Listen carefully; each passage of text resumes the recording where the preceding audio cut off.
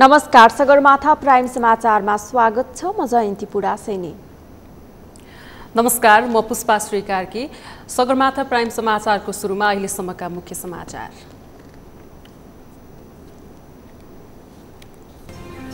नेकपा एमालेद्वारा मूल्य वृद्धिबारे सरकारसँग जवाफ माग। अन्तर्राष्ट्रिय बजारमा मूल्य बढ्नु मुख्य कारण रहेको आपूर्ति मन्त्री बडको भनाई।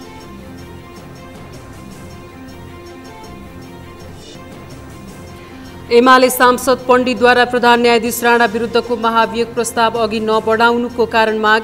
सदनमा जानकारी दिन सभामुखसँग आग्रह।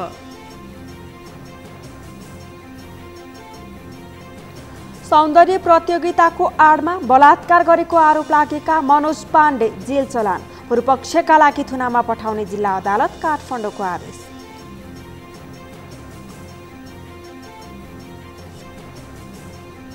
रुसद्वारा इटालीलाई दिने ग्यासमा कटौती। इटालीमा ठूलो समस्या निम्तने डर। नागरिकलाई खपत कम गर्न आग्रह गर्ने तयारी।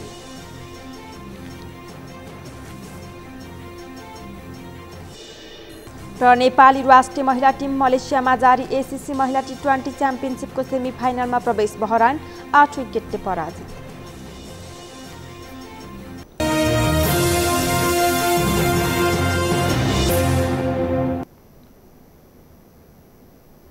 सगरमाथा प्राइम समाचार अब विस्तारमा। सरकारले आइतबार मध्यरातदेखि लागू हुने गरी पेट्रोलियम पदार्थमा मूल्य वृद्धि गरेको छ। नेपाल ओइल निगमले पेट्रोलमा प्रति लिटर 21 रुपैयाँ, डिजेल र मट्टीतेलमा 27 रुपैयाँ मूल्य वृद्धि गरेको छ। यस्तै आन्तरिकतर्फको हवाई इन्धनमा प्रति लिटरमा 19 रुपैयाँ र बाह्यतर्फको हवाई इन्धनमा 100 रुपैयाँ अमेरिकी डलरले मूल्य वृद्धि गरेको छ। नरेन्द्र महताराको रिपोर्ट। सरकारले उपभोक्ताले धान्नै नसक्ने गरी पेट्रोलियम पदार्थमा मूल्य वृद्धि गरेको छ। सरकारले आइतबार मध्यरातिदेखि लागू हुने गरी पेट्रोलियम पदार्थमा मूल्य वृद्धि गरेको हो। नेपाल आयल निगमले पेट्रोलमा प्रति लिटर 21 रुपैयाँ, डिजेल र मट्टी तेलमा 27 रुपैयाँ मूल्य वृद्धि गरेको छ। यस्तै आन्तरिकतर्फको हवाई इन्धनमा प्रति लिटरमा 19 रुपैयाँ र बाह्यतर्फको हवाई इन्धनमा प्रति किलोलिटर 100 रुपैयाँ अमेरिकी डलरले मूल्य वृद्धि गरेको छ। निगमले गरेको नयाँ मूल्य सूची अनुसार पेट्रोल प्रति लिटर 179 रुपैयाँ, डिजेल र मट्टीतेल प्रति लिटर 192 रुपैयाँ कायम गरिएको छ। यो मूल्य इतिहासकै उच्च हो। सरकारले पेट्रोलियम पदार्थमा अनावश्यक कर निर्धारण गरेर सर्वसाधारणलाई मारमा पारेको उपभोक्ताको गुनासो छ। सरकारले चाहिँ भर्खरै सम्पन्न निर्वाचनमा अर्बौंको खेल गरेछ। जनताहरूलाई चाहिँ जसरी मासु भात रक्सीहरूमा डुबाएर भोट हाल्न बाध्य गरायो, त्यसकै कर स्वरूप चाहिँ अब अहिले हामीले नेपाल आयल निगम चाहिँ एउटा वैधानिक छुट गर्ने, वैधानिक लुट गर्ने संस्था चाहिँ नेपाल सरकारले बनाइरहेको छ। पटक पटक मूल्य वृद्धि भइरहेको छ। यो जनतामा र सरकारले अब सामान्य नागरिकहरूलाई चाहिँ अप्ठ्यारो पारिरहेको होइन। यो राम्रो होइन। जनताको लागि, मजदुरहरूको लागि, सर्वहारा वर्गहरूको लागि चाहिँ सामान्य गरी खाने वर्गको लागि त राम्रो होइन नि त।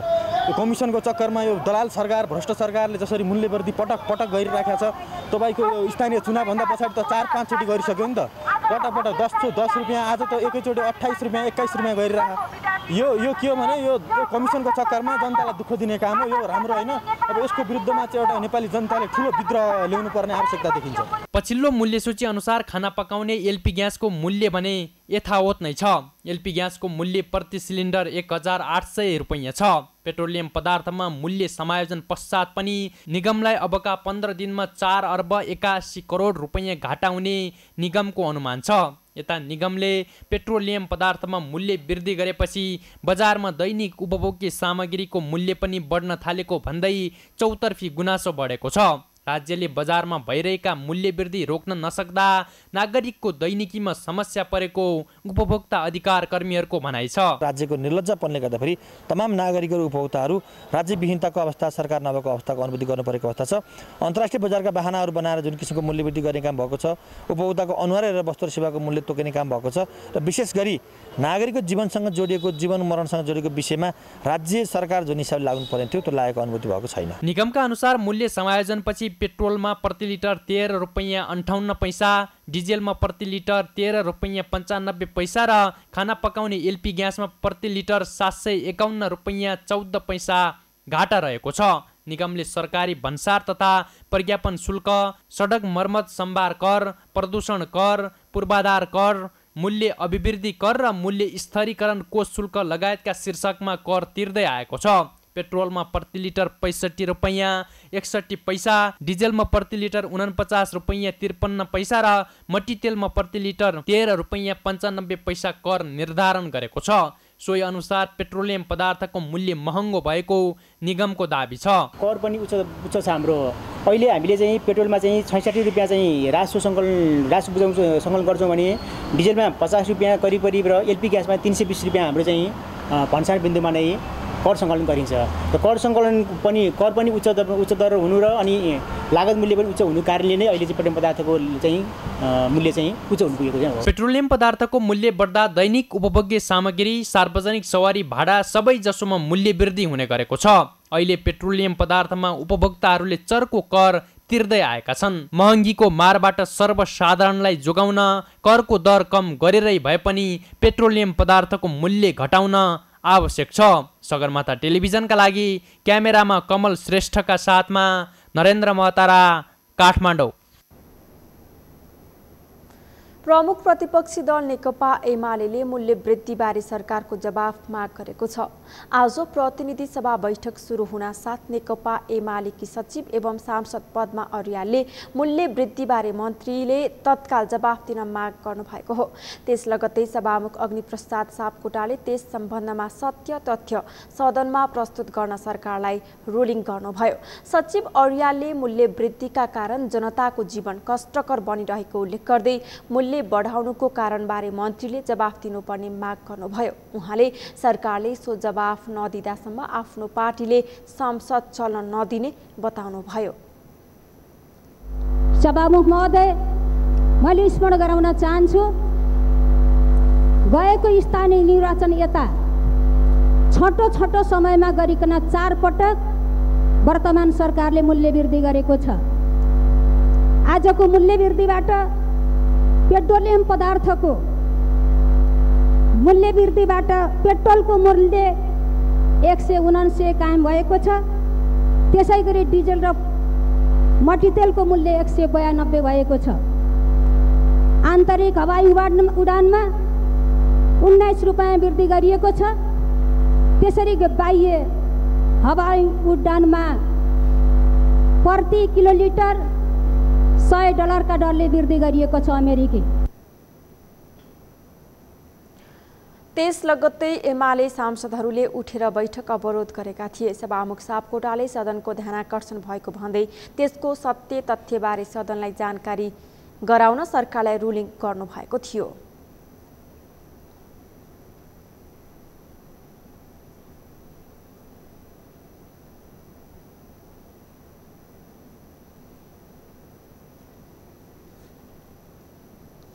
प्रमुख प्रतिपक्षी दल नेकपा एमालेका उपमहासचिव एवं सांसद प्रदीप गेवालीले सरकारले पेट्रोलियम पदार्थको मूल्य वृद्धि गरेर संसदको अपमान गरेको बताउनु भएको छ।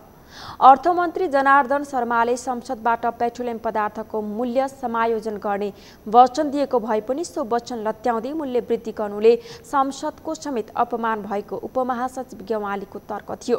आज नयाँ बानेश्वर स्थित संसद भवन परिसरमा सञ्चारकर्मीहरूसँगको भेटमा उहाँले सरकारले पेट्रोलियम पदार्थमा फेरि पनि मूल्य वृद्धि गरेर जनताको ढाड सेक्ने काम गरेको भन्दै आपत्ति जनाउनुभयो।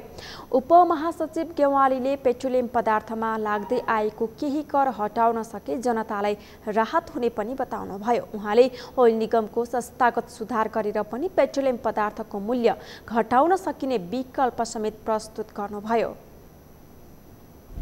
पेट्रोलियम पदार्थको मूल्य मैले समायोजन गर्छु, यसमा लगाइएको अतिरिक्त कर हटाउँछु भनेर भन्नुभएको थियो।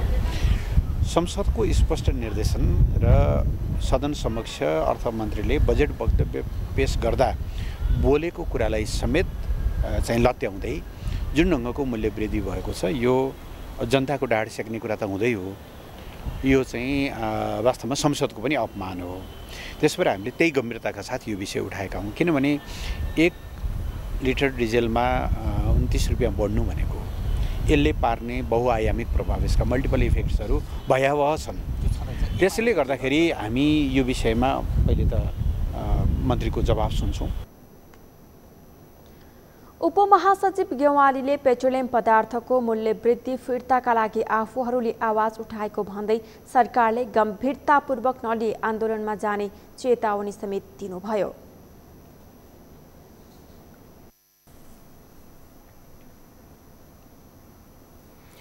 राष्ट्रिय प्रजातन्त्र पार्टी राप्रपाले पेट्रोलियम पदार्थको मूल्य वृद्धि गर्नका कारण माग गर्दै नेपाल आयल निगम कार्यालयमा धरना दिएको छ। आज निगमको टेकु स्थित केन्द्रीय कार्यालय पुगेका सो पार्टीका नेता कार्यकर्ताहरूले पेट्रोलियम पदार्थको मूल्य वृद्धि गर्नुको कारण माग गर्दै धरना दिएका हुन्।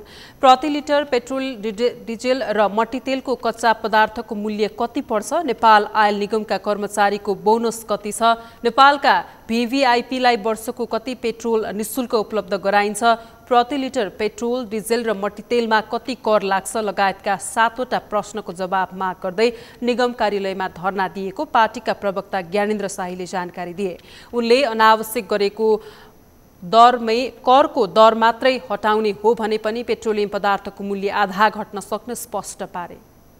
यो मूल्य वृद्धि कसरी भयो यसको कारण चाहियो हामीलाई। पहिलो नम्बरमा पेट्रोलियम पदार्थको, मट्टीतेल र कच्चा पदार्थको मूल्य कति छ आज, त्यसको जवाब चाहियो प्रत्येक लिटरको। त्यसैगरी डिजेल र मट्टीतेलको शुद्धिकरण चार्ज कति छ प्रत्येक लिटरको, त्यसको जवाब चाहियो। त्यसैगरी प्रति लिटर पेट्रोल, डिजेल र मट्टीतेल बराबर कर कति लाग्छ, त्यसको जवाब चाहियो।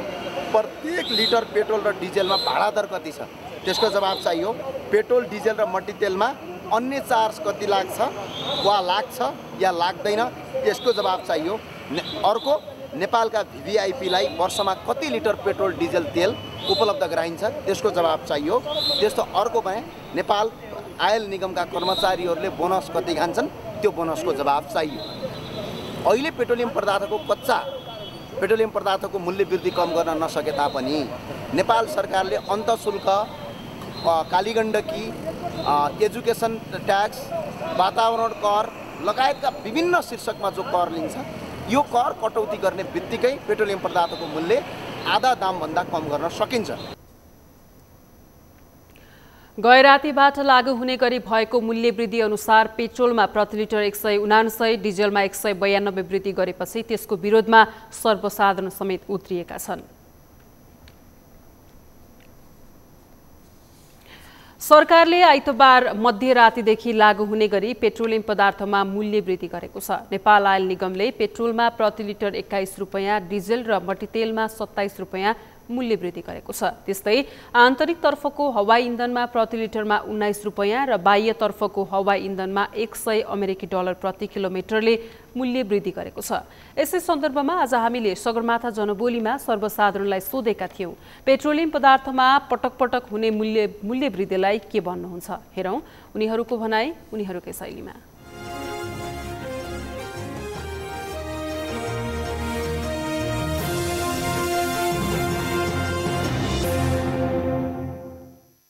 अब होइन यसको भित्री रहस्य के हुन्छ हामीलाई जस्तो लाग्छ। अब यो निगमको मान्छेहरू र अब सरकारमा अब सत्तामा भइरहेको अब जो अगाडि अब टाउकेहरू छन् नि, अब उनीहरूको मिलिमतोमा अब भित्र उनीहरूको अब आफ्नो एउटा सञ्जाल बनाइरहेछन्, उनीहरूले पैसा भ्रष्टाचार भइरहेछ भन्ने मेरो विचार हो। जुन किसिमले मूल्य वृद्धि गरियो, हामीले ठिक छ बाहिरबाट आयात हुँदाखेरि मूल्य वृद्धि भएर आछ भनेपछि ठिक छ, त्यसमा हाम्रो कुनै उ छैन। हामी पनि बुझ्ने, हरेक विद्यार्थी आन्दोलन, विद्यार्थी नेता भएको हिसाबले पनि हामी के भन्न चाहन्छौँ भने हामीले यसको विकल्प दिनुपर्छ।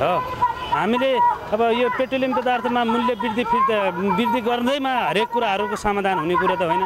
जनताको ढाड सेकिरहेछ। पेट्रोलियम पदार्थमा बढेको मूल्य वृद्धि विभिन्न बाहिरको चाहिँ युद्धहरूको चाहिँ एउटा सङ्केत दिएर चाहिँ होइन, त्यसलाई चाहिँ बहाना बनाएर नेपालमा जसरी होइन नेपालको आर्थिक स्थितिले, नेपालको जनताहरूले यो महँगीलाई चाहिँ खेप्न सक्छ कि सक्दैन होइन, त्यसको प्रभाव बिना नै एकलौटी ढङ्गबाट जनतालाई होइन जनताको ढाड सेकिने गरी चाहिँ जुन तरिकाले महँगी भएको छ होइन, महँगी वृद्धि भएको छ। आज 81 रुपियाँ चाहिँ होइन चाहिँ महँगी पेट्रोलियम पदार्थमा बढाएको छ होइन। यो पेट्रोलियम पदार्थले को मूल्य वृद्धिले होइन एउटा पेट्रोलियम कुरा मात्रै नभएर यसले विभिन्न हाम्रा दैनिक उपभोग्य खाद्यान्न हरेक वस्तुहरूमा चाहिँ यसले चाहिँ महँगी ल्याउने भएको हुनाले यो एकदम गम्भीर विषय छ। नेपाल सरकार नेपाली जनताप्रति जवाफदेही छैन र जिम्मेवार छैन भन्ने कुरा यसले पुष्टि गर्छ। यदि साँच्चै यो सरकार नेपाली जनताप्रति जिम्मेवार र जवाफदेही हुन्थ्यो भने यसको विषयमा छलफल गर्नु पर्दैन, विकल्प दिनु पर्दैन र जनताका समस्याहरूप्रति नेपाल सरकार गम्भीर बन्नु पर्दैन। तर नेपाल सरकार आज गम्भीर बनिराखेको स्थिति छैन हो। त्यसले गर्दाखेरि आज नेपाली जनताको यति आन्दोलनले मात्रै अब पुग्दैन। अहिलेको यो वर्तमान सरकारले गरेको एउटा यो चुनावमा भएको खर्च उठाउने, दोस्रो कुरा यो जनताका जनजीविका कुराहरूलाई तपाईँको त्यो अन्तर्राष्ट्रिय स्थिति राष्ट्रिय तपाईँको यो चलखेल भइरहेछ यो PPC त्यो एग्रिमेन्टको जनताको राष्ट्रिय मुभमेन्ट त्यता चलिरहेको बेला यसलाई डाइभर्ट गर्न खोजेर यसलाई यता जनजीविकासँग कुरा जोडिरहेको जस्तो लाग्यो।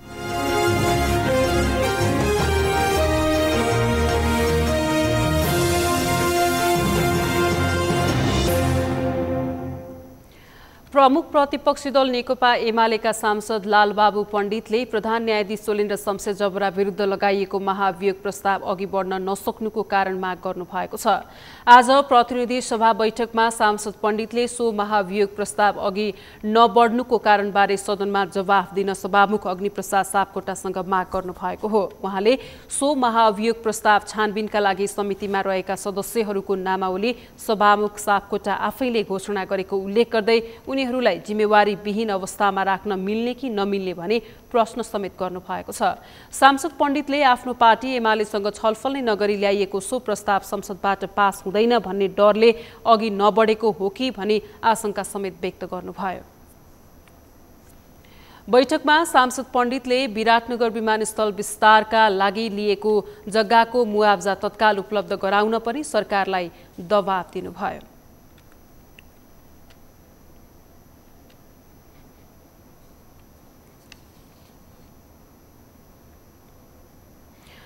अर्थमन्त्री जनार्दन शर्माले कृषि प्रधान देशले वार्षिक 3.5 खर्बको खाद्य वस्तु आयात गरेर देश बनाउन नसक्ने बताएका छन्। यही अवस्थाको निराकरणका लागि आगामी आर्थिक वर्षको नीति तथा कार्यक्रम देशको उत्पादनलाई प्राथमिकता दिने गरेर आएको दावी गरेका छन्। एक रिपोर्ट। सोमबार प्रतिनिधि सभा अन्तर्गतको उद्योग तथा वाणिज्य श्रम तथा उपभोक्ता हित समितिको बैठकमा अर्थमन्त्री जनार्दन शर्माले वार्षिक 3.5 खर्बको खाद्य वस्तु आयात गरेर कृषि प्रधान देश अघि बढ्न नसक्ने बताएका छन्। उनले देशमा 3.5 खर्बको खाद्य वस्तु आयात गरेर देश बनाउन नसकिने भएकाले आगामी आर्थिक वर्षको नीति तथा कार्यक्रम देशको उत्पादनलाई प्राथमिकता दिने गरेर आएको बताए।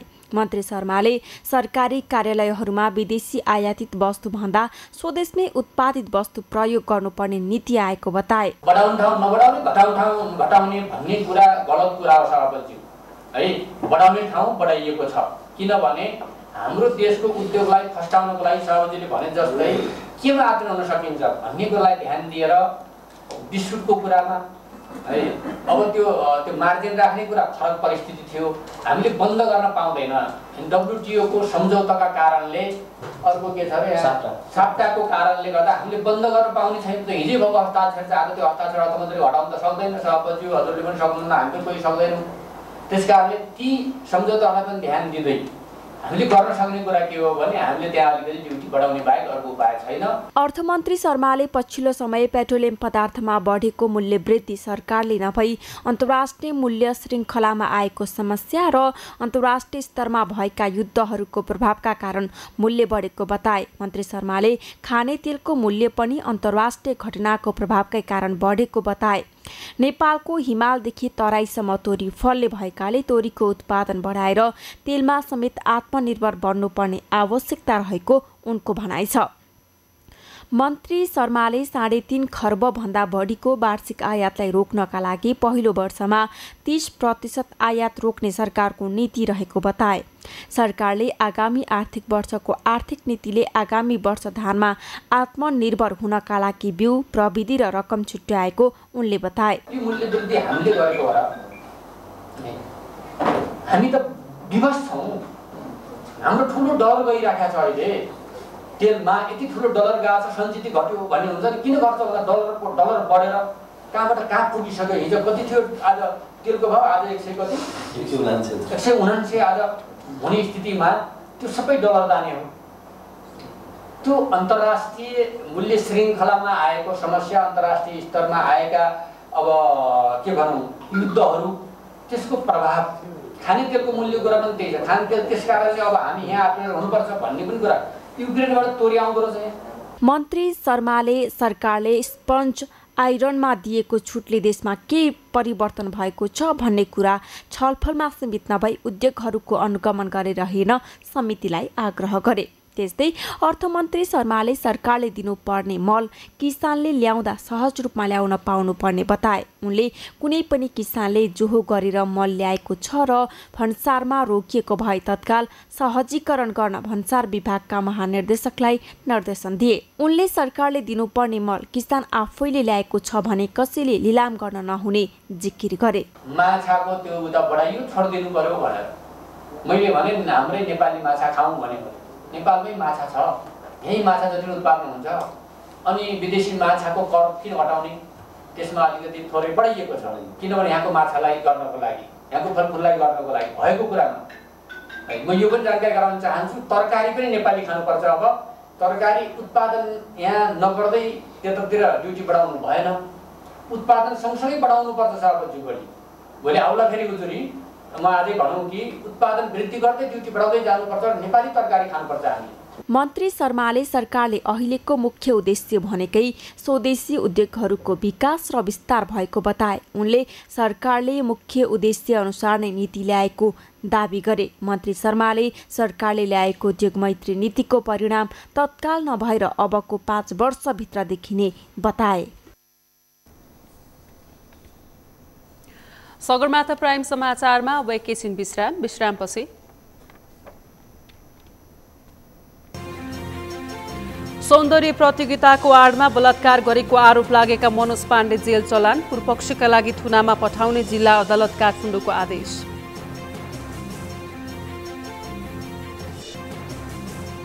रौतहटको चाँदी खोलामा सम्झौता भएको 6 वर्षमा पनि पुल निर्माण भएन, ठेकेदार कम्पनीबाट अटेरी नियामक निकायको बेवास्ता।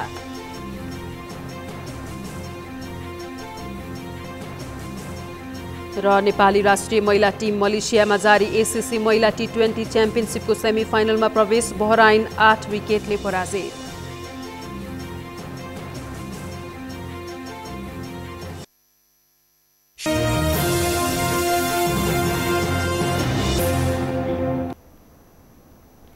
विश्रामपछि सगरमाथा प्राइम समाचारमा स्वागत छ। अब बाँकी समाचार। राष्ट्रिय सभाका सांसद एवं पूर्व उपप्रधानमन्त्री वामदेव गौतमले सरकारले आगामी आर्थिक वर्षका लागि कृषि क्षेत्रमा विनियोजन गरेको बजेट समाजवाद उन्मुख अर्थतन्त्र निर्माण गर्ने खालको नभएको दावी गर्नुभएको छ। संविधान बमोजिम समाजवाद उन्मुख अर्थतन्त्र निर्माण हुने गरी हरेक गतिविधि गर्ने प्रतिबद्धता जनाउँदै आएको सरकारले कृषि क्षेत्रको बजेटमा भने त्यसतर्फ कुनै पनि दृष्टिकोण पुर्याउन नसकेको सांसद गौतमले जनाउनुभयो। आज राष्ट्रिय सभा बैठकमा विनियोजन विधेयक 2079 को विभिन्न शीर्षकमाथिको छलफलमा भाग लिँदै उहाँले कृषि क्षेत्रका लागि छुट्याइएको बजेटले त्यसको आधी कार्यक्रम पनि लागू गराउन सक्ने अवस्था नरहेको बताउनुभयो। सांसद गौतमले सरकारले कृषि क्षेत्रको विकासका लागि राम्रो कार्यक्रम ल्याए पनि त्यसका लागि बजेटको व्यवस्था गर्न नसकेको पटक पटक दोहोर्याउनु भयो। समाजवाद उन्मुख भएको मैले ठानिन। त्यस भएर सबै राम्रा कार्यक्रमहरू छन्, विरोध गर्न मन लाग्दैन, तर यसलाई हेर्दाखेरि दृष्टिकोण छैन। कृषिलाई कसरी विकास गर्ने हो, कुन ठाउँबाट चाहिँ हामीले परिवर्तनको सुरुवात गर्नुपर्ने हो भनेर भन्ने छैन। जति कार्यक्रमहरू आएका छन् 55 अर्ब 97 करोड, त्यसको आधा पनि कार्यक्रम लागू गर्नको निम्ति पर्याप्त छैन पैसा। जे भनेको छ त्यसमा साँच्चैकै 1 वर्षभित्र काम गर्ने हो भने यसमा 8-9 खर्ब रुपियाँ खर्च हुन्छ, तब मात्रै यो सबै कार्यक्रम लागू गर्न सकिन्छ। त्यसो भएर यो दृष्टिकोणविहीन सांसद गौतमले कृषि क्षेत्रको विकास नभई मुलुकमा समाजवाद उन्मुख अर्थतन्त्र निर्माण गर्न नसकिने उल्लेख गर्दै त्यसै अनुसारको बजेट ल्याउने काममा सरकारसँग दृष्टिकोणको अभाव रहेको बताउनुभयो। सत्तारूढ नेकपा माओवादी केन्द्रका प्रमुख सचेतक देवप्रसाद गुरुङले पार्टीले मन्त्रीहरू परिवर्तन गर्ने प्रस्ताव नगरेको बताउनु भएको छ। प्रमुख सचेतक गुरुङले पार्टीको तर्फबाट मन्त्रीहरू परिवर्तन गर्न प्रधानमन्त्रीलाई कुनै प्रस्ताव नगरिएको प्रस्ट्याउनु भएको हो। उहाँले मन्त्री परिषदको पुनर्गठन प्रधानमन्त्री र दलका नेताहरूको अनुभूतिको आधारमा हुने उल्लेख गर्दै पुनर्गठन हुनै सक्दैन भन्न नसकिने बताउनु भएको छ। अनिवार्य रूपमा मन्त्री परिषद पुनर्गठन गर्नुपर्ने आवश्यकता पनि नभएको प्रमुख सचेतक गुरुङको भनाइ थियो। अनुभूतिको आधारमा हुने कुरा हो, दलका नेताहरूको अनुभूतिको आधारमा हुने कुरा हो। कति परिवर्तन गर्ने नगर्ने भन्ने कुरा उहाँले विचार गर्ने विषय हो। त्यस कारणले गर्दाखेरि निरपेक्ष रूपले पुनर्गठन हुनै सक्दैन भनेर भन्न सकिँदैन। हुनैपर्छ, अनिवार्य रूपले हुनैपर्छ भन्ने विषय पनि होइन। यो त एउटा चाहिँ व्यवहारिक रूपले कामकाजीको काम चलाउने हिसाबले के गर्दाखेरि लचकतामा सहज ढङ्गले चलाउन सकिन्छ, त्यो ढङ्गले लचकतामा सोच्ने विषय हो। त्यो कुनै चाहिँ हार्ड एन्ड फास्टको विषय होइन। यो चाहिँ त्यही त पार्टीको तर्फबाट अहिले प्रस्ताव गरेकै छैन नि, होइन। हामीले यो प्रस्ताव गरेकै विषय होइन चाहिँ, अनि गर्दै नगरेको विषयको बारेमा चाहिँ त अब अहिले टिका टिप्पणी गर्ने विषय पनि परेन।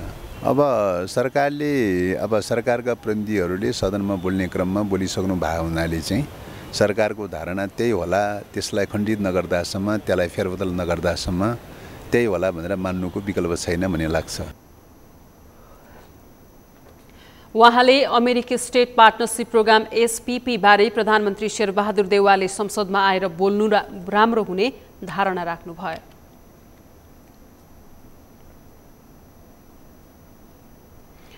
नेकपा एमालेका नेता भीम रावलले सरकारले अमेरिकालाई स्टेट पार्टनरसिप प्रोग्राम SPP मा सहभागी नहुने भनेर पत्राचार नगरेको भन्दै आपत्ति जनाउनु भएको छ। एमाले नेता रावलले सरकारले SPP मा सहभागी नहुने भनेर हालसम्म अमेरिकालाई पत्राचार नगरेको भन्दै आपत्ति जनाउनु भएको हो। उहाँले अमेरिकाले नेपालले सम्झौता रद्द गर्न सक्ने भनेर भनेको भए पनि नेपाल सरकारले पत्राचार गर्न नसकेको बताउनुभयो। नेता रावलले पत्र नपठाउनुको कारण के हो भनेर सरकारलाई प्रश्न समेत गर्नुभयो। गर्ने हो भने गर्न सक्छ भनेर भनिरहेको छ, सार्वजनिक रूपमा भन्यो। तर बालुवाटारमा बैठक बसेर गठबन्धनका नेताहरू सर्वदलीय बैठक बोलाउने भन्ने कुराहरू भन्छन् भन्ने कुरा समाचार माध्यममा पढ्न पाइयो। साझेदारी कार्यक्रममा संलग्न हुने बेलामा सर्वदलीय बैठक चाहिएन। अनि यो नेपाल सैनिक अखाडा हुन सक्दैन, यो हिन्द प्रशान्त रणनीतिको अङ्ग हुन सक्दैन भनेर नेपाली जनताले यति ठुलो व्यापक रूपमा आवाज उठाउँदाखेरि, संसदले अब आवाज उठाउँदाखेरि सरकारका मन्त्रीहरू हामी सैनिक गठबन्धनमा नजान प्रतिबद्ध छौँ, हामी संलग्न हुँदैनौँ भन्ने त्यो पत्र पठाउनु केले रोक्यो भन्ने प्रश्न यति बेला उठाउनु यो महत्त्वपूर्ण होला जस्तो लाग्छ। नेता रावलले आगामी निर्वाचनमा समान विचार, दर्शन र कार्यक्रम भएकाहरूसँग मात्रै गठबन्धन गर्नुपर्नेमा जोड दिनुभयो। विपरीत सिद्धान्त भएकाहरू बीचको गठबन्धन अनैतिक हुने उहाँको तर्क थियो। विषयहरूमा समान विचार राख्ने मानिसहरूले एक ठाउँमा जाने हो। नेपालको संविधानको धारा 269 मा समान विचारका, समान दर्शन, समान कार्यक्रम भएकाहरू एक ठाउँमा आउन सक्छन्, त्यसैको लागि प्रचार गर्छन् भन्ने कुरालाई त स्थानीय तहको निर्वाचनमा भत्ताभङ्ग गरेर त्यसको उल्लङ्घन नै गरिसके राजनीतिक दलहरूले। फेरि आउने निर्वाचनमा पनि तपाईँले सोधेको जुन प्रसङ्ग छ त्यसमा यदि नेपालको संविधानको सम्मान गर्ने हो भने समान विचार, समान कार्यक्रम भएकाहरूले मात्रै यस्तो लोकप्रिय मतको लागि एक भएर जान सक्ने हुन्छ। विपरीत सिद्धान्त र विचार भएका मान्छेले लोकप्रिय मत मिलेर जान्छ भन्ने कुरा अनैतिक कुरा हो। उहाँले मिलेर पद बाँडफाँड गर्नका लागि सत्तारूढ गठबन्धन बनेको टिप्पणी गर्नुभयो।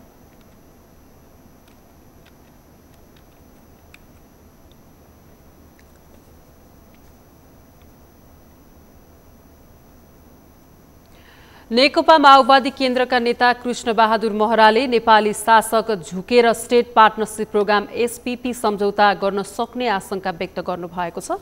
आज काठमाडौँमा भएको 31औं किसान सङ्घर्ष दिवसको अवसरमा आयोजित कार्यक्रममा नेता महराले यस्तो बताउनु भएको हो। उहाँले सरकार, प्रतिपक्षी र विभिन्न राजनीतिक दलहरूले SPP राष्ट्रहित विपरीत भनेपछि तत्कालका लागि सम्झौता रोकिए पनि शासक वर्ग झुकेर सम्झौतामा हस्ताक्षर हुन सक्ने आशंका रहेकाले आम नागरिक नागरिकहरू सचेत रहनुपर्ने बताउनुभयो। नेता महराले भित्रभित्रै सम्झौता गर्ने र 4-5 महिनाको अन्तरालपछि कुरा सेलाउँदै जाँदा कुरा बाहिरिन सक्ने बताउनु भएको छ। उहाँले यो सम्झौताका लागि एसपीपीले ढोका खोलेको र एसपीपीसँग जोडिएको आईसीपीए को यसको अर्को रूपमा एसपीपीले नेपालमा स्थान पाएको उल्लेख गर्नुभयो। नेता महराले साम्राज्यवादको निमन्त्रणामा देश जान सक्ने तर्फ पनि आशंका उब्जिएको बताउनुभयो। प्रतिपक्षले बोल्यो यो राष्ट्र हितको विरुद्ध छ। सबै पार्टीहरूले बोले, केही बाहिर रहेका पार्टी, संसदमा बाहिरका पार्टीले वक्तव्य दिए र एसपीपी यो नेपालको राष्ट्रिय स्वाधीनताको विपरीत छ भन्ने कुरा भनिसकेपछि यो अहिले तत्काल सम्झौताबाट रोकिएको छ। तर मलाई शङ्का छ, कतै नेपाली शासकहरू झुक्ने त होइनन्, फेरि झुक्ने त होइनन्, झुकेर भित्रभित्र सम्झौता गर्न त होइनन्, पछि 4-5 महिनापछि अवश्य लगाएपछि सिद्धियो भन्ने बेलामा गर्ने त होइनन् भन्ने आशंका छ। तर त्यो आशंका मेटियोस् र तपाईँहरूले मेटाउनुहोस्। र अहिले म तपाईँलाई यति भन्न चाहन्छु, आजको दिनमा केवल दिनदिनै सुन्नुभएको छ, अहिले पनि हङ्गामा चलिरहेको छ सदनमा। अहिले सबै पार्टी एसपीपीको विरुद्धमा देखिन्छ। महराले देशको राज्य सत्ता साम्राज्यवादको नियन्त्रणमा जान सक्ने आशंका व्यक्त गर्दै सबै नागरिकहरू तत्काल राष्ट्रिय स्वाधीनताको आन्दोलनमा होमिनुपर्ने बताउनुभयो।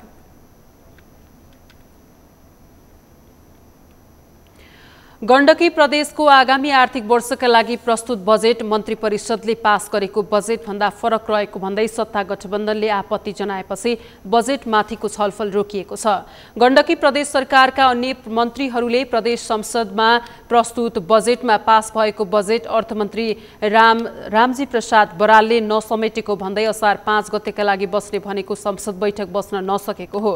मन्त्री परिषदले पास गरेको बजेट अर्थमन्त्रीले कटौती गरेको भन्दै सत्ता गठबन्धनमा तिक्तता सुरु भएको छ। गण्डकी प्रदेशका अर्थमन्त्री बरालले संसदीय पत्रकार मञ्च गण्डकीले आयोजना गरेको संसदीय पत्रकारिता तालिम कार्यक्रममा बोल्दै आफूले मन्त्री परिषद र नीति तथा कार्यक्रममा आएका योजनालाई समेटेर नै बजेट ल्याएको दावी गर्नुभयो। र नीति र कार्यक्रमलाई सम्बन्धन कुनै पनि हालतमा गर्नुपर्छ। नीति र कार्यक्रममा भएका विषयवस्तुहरू छुट्याउने छुट तपाईँ अर्थमन्त्रीलाई रहँदैन। त्यो भन्दा बाहेकका चाहिँ विषयवस्तुहरूको हकमा कुनै अनिवार्यता हुँदैन। र अहिले प्रश्न के आइरहेको छ भन्दाखेरि तपाईँ चाहिँ ल मुख्यमन्त्रीको निर्देशन थियो, तैँले निर्देशन पालना गरिनस् इत्यादि खालका चाहिँ अब जो कुराहरू आइराखेका छन्। मैले फेरि पनि प्रश्न बनाउन चाहन्छु, क्याबिनेटमा अनौपचारिक हिसाबले विभिन्न विषयमा छलफल हुन सक्छ। गठबन्धनमा प्रमुख दल नेपाली कांग्रेस र नेकपा माओवादी केन्द्रको संसदीय दलको बैठकले निर्वाचन क्षेत्र पूर्वाधार कार्यक्रम समेट्नुपर्नेमा अर्थमन्त्रीले बदमासी गरेको निष्कर्ष निकालेका छन्। गण्डकी प्रदेश सरकारले गत असार 1 मा प्रस्तुत 36 अर्ब 90 करोड 90 लाख रुपैयाँको बजेट ल्याएको छ।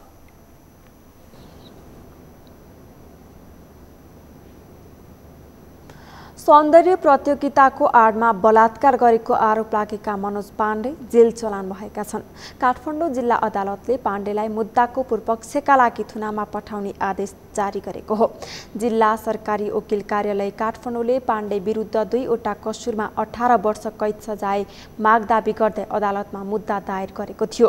पाण्डे विरुद्ध मानव बेचबिखनको कसुरमा 15 वर्ष र बाल यौन दुर्व्यवहारको कसुरमा 3 वर्ष गरी 18 वर्ष कैद सजायको माग दाबी गरिएको छ। जिल्ला अदालतले पाण्डेलाई मानव बेचबिखनको मुद्दामा पूर्वपक्षका लागि थुनामा पठाउने आदेश गरेको हो।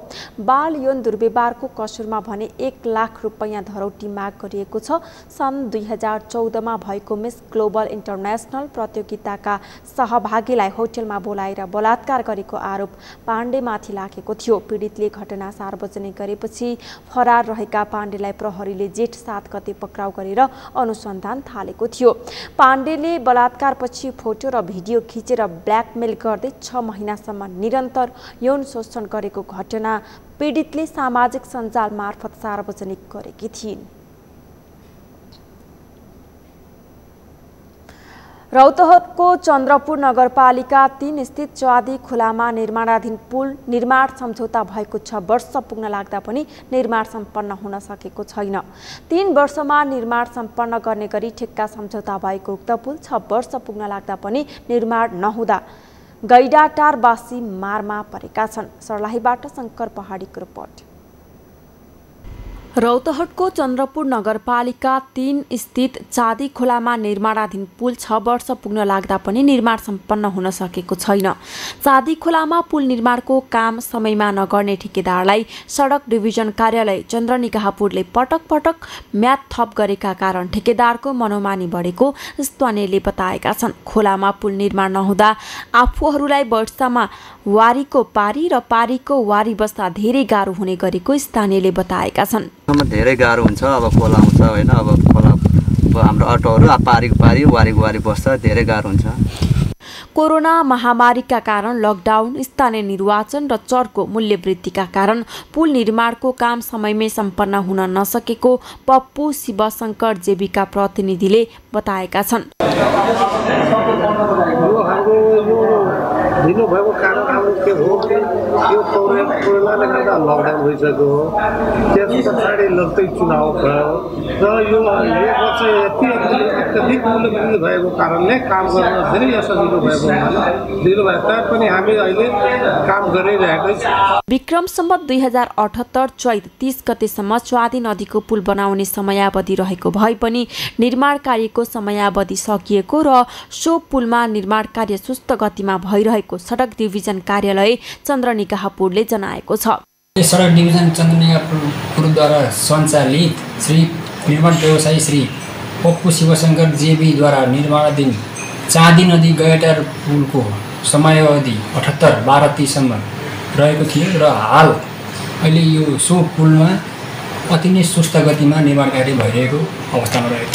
हरेक वर्ष वर्षादमा सो खोलामा बाढी आउने र गैयाटारबाट चन्द्रनिगाहपुर आउने क्रममा स्वादी खोलाले बगाएर मान्छेको ज्यान जाने गरेको भए पनि पुलको काम चाँडो गराउन सम्बन्धित निकायले चासो नदेखाएको हुँदा पीडित भएको स्थानीयको गुनासो छ। सो पुल निर्माणका लागि पप्पू शिवशङ्कर जेबीले 2073 असारमा रु 22,44,46,267 मा चन्द्रपुर नगरपालिका 3 स्थित स्वादी खोलामा पुल निर्माण गर्न ठेक्का सम्झौता गरेको हो। तर निर्माण कम्पनीलाई थपिएको म्याद समेत गुज्रता समेत पुल निर्माण कार्य अलपत्र परेको छ। सगरमाथा टेलिभिजनका लागि सर्लाहीबाट शङ्कर पहाडीको रिपोर्ट। सगरमाथा प्राइम समाचारमा एकैछिन विश्रामपछि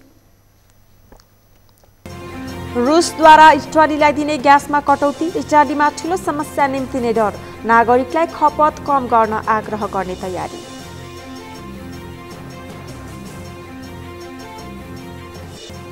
र नेपाली राष्ट्रिय महिला टिम मलेसियामा जारी एसीसी महिला टी20 च्याम्पियनसिपको सेमिफाइनलमा प्रवेश, बहराइन 8 विकेटले पराजित।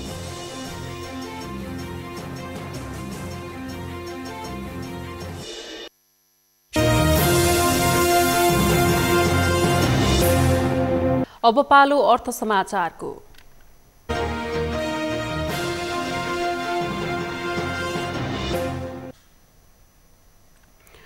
रिलायन्स लाइफ इन्स्योरेन्स कम्पनीले ग्यारेन्टेड रिटर्न सहितको बीमा लेख योजना मेरो सुनिश्चितता प्रतिफल बीमा योजना आजदेखि प्रचलनमा ल्याएको छ। आज काठमाडौँमा आयोजित एक समारोहका बीच सार्वजनिक गरेको बीमा योजना अन्तर्गत बीमितले आफ्नो आवश्यकता अनुसार बीमा शुल्क भुक्तानी गर्न सक्ने कम्पनीको दाबी छ। सीमित समयका लागि बीमा शुल्क भुक्तानी गरी बीमा लेख अवधिभर रक्षा वरण पाउन सकिनेछ। यो योजनामा 2.5 गुणासम्म सुनिश्चित प्रतिफल दिने कम्पनीले जनाएको छ।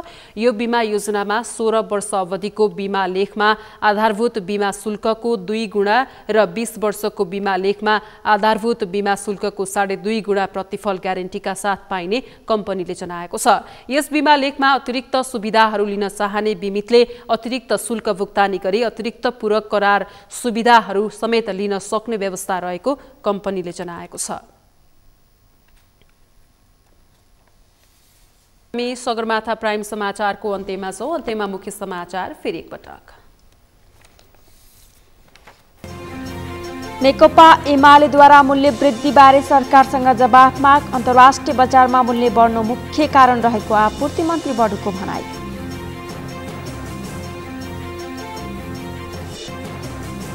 एमाले सांसद पण्डितद्वारा प्रधान न्यायाधीश राणा विरुद्धको महाभियोग प्रस्ताव अघि नबढाउनका कारण माग। सदनमा जानकारी दिन सभामुखसँग आग्रह।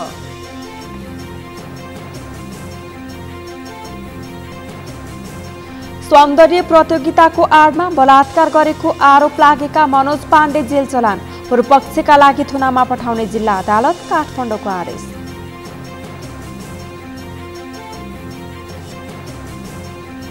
रुसद्वारा इटालीलाई दिने ग्यासमा कटौती। इटालीमा ठूलो समस्या निम्तने डर। नागरिकलाई खपत कम गर्न आग्रह गर्ने तयारी।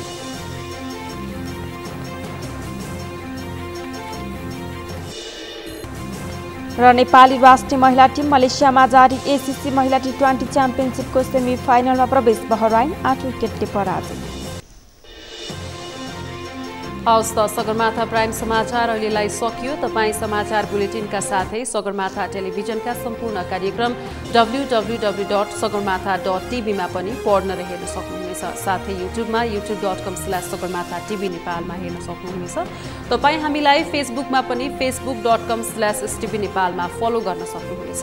समाचारको शिखर नेपालको गौरव नेपालको पहिलो न्युज च्यानल सगरमाथा टेलिभिजन हेर्दै गर्नुहोला।